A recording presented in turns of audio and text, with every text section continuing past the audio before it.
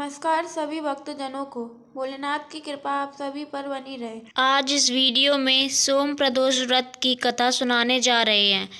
इन कथाओं को सोमवार व्रत में सुनने से शिव प्रसन्न होकर सुख समृद्धि भोग और मोक्ष प्रदान करते हैं। इस वीडियो में सोम प्रदोष और सोमवार व्रत कथा दोनों आपको सुनाएंगे। कोई भी व्रत हो, कथा सुनने के बिना पूर्ण फल नहीं देता और भगवान शिव शीघ्र अपने भक्तों पर प्रसन्न होकर मनोवांछित फल प्रदान कर देते हैं। सुख, शांति, भोग, मोक्ष और आयु देने वाले हैं भगवान शिव। तो सुनते हैं सोम प्रदोष व्रत कथा। पूर्व काल में एक विधवा ब्राह्मणी अपने पुत्र को लेकर ऋषियों की आज्ञा से भिक्षा लेने जाती और संध्या को लौटती थी। भिक्षा में जो मिलता उससे अपना कार्य चलाती और शिव जी का प्रदोष व्रत भी करती। एक दिन उसे विदर्भ देश का राजकुमार मिला, जिससे शत्रुओं ने राजधानी से बाहर निकाल दिया था और उसके पिता को मार दिया था। ब्राह्मणी ने लाकर उसका पालन किया। एक दिन राजकुमार और ब्राह्मण बालक ने वन में गंधर्व कन्याओं को देखा। राजकुमार अंशुमति से बातें करने लगा और उसके साथ चला गया। ब्राह्मण बालक घर लौट आया। अंशुमति के माता पिता ने अंशुमति का विवाह राजकुमार धर्मगुप्त के साथ कर दिया और शत्रुओं को परास्त कर विदर्भ का राजा बनाया। धर्मगुप्त को ब्राह्मण की याद रही और उसने ब्राह्मण कुमार को अपना मंत्री बना लिया। यथार्थ में यह शिवजी के प्रदोष व्रत का फल था। तभी से यह शिवजी का प्रदोष व्रत लोक प्रसिद्ध हुआ। इस व्रत के प्रभाव से सभी मनोकामनाओं की पूर्ति होती है। अब सुनाते हैं सोमवार व्रत कथा। एक साहूकार बहुत धनवान था। उसको धन आदि किसी बात की कोई कमी नहीं थी, परंतु पुत्र न होने के कारण वह अत्यंत दुखी था। वह इसी चिंता में रात दिन रहता था और इसीलिए वह पुत्र की कामना के लिए प्रति सोमवार को शिवजी का व्रत और पूजन किया करता था। संध्या काल को शिवजी के मंदिर में जाकर दीपक जलाया करता था।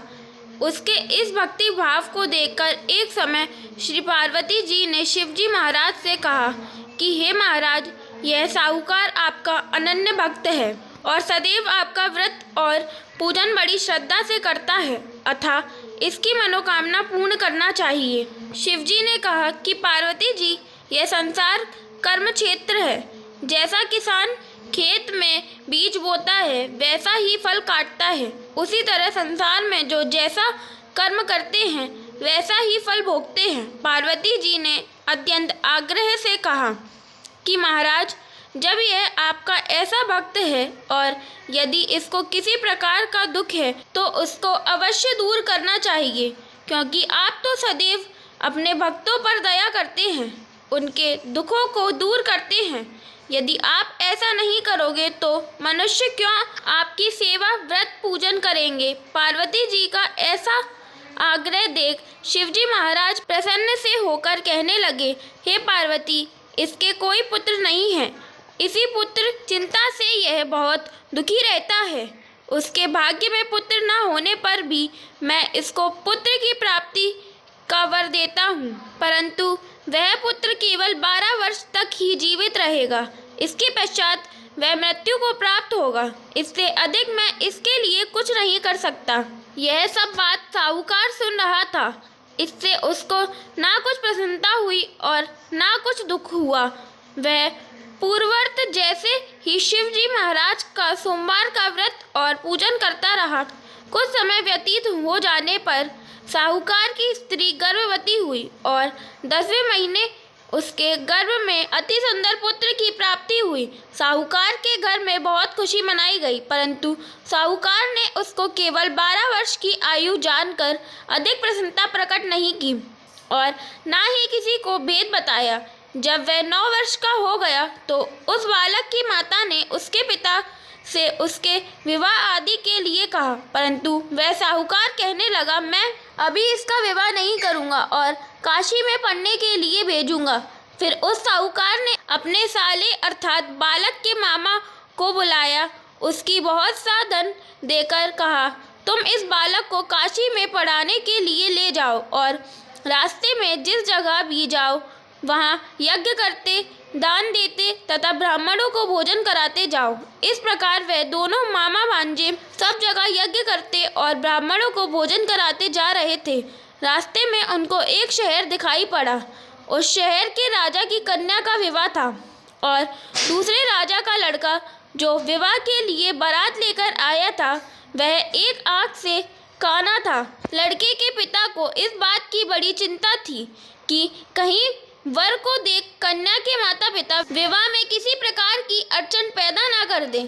इस कारण जब उसने अति सुंदर सेठ के लड़के को देखा तो मन में विचार किया कि क्यों ना दरवाजे के समय पर इस लड़के से वर का काम ले लिया जाए। ऐसा विचार कर राजा ने उस लड़के और उसके मामा से कहा तो वह राजी हो गए और साहूकार के लड़के का स्नान आदि करा, वर के कपड़े पहना तथा घोड़ी पर चढ़ा दरवाजे पर ले गए और बड़ी शांति से सब कार्य हो गया।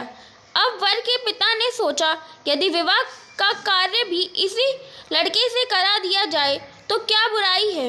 ऐसा विचार करके उसके मामा से कहा, यदि आप फेरों और कन्यादान का काम भी करा दे तो आपकी बड़ी कृपा होगी और हम इसके बदले में आपको बहुत सा धन देंगे।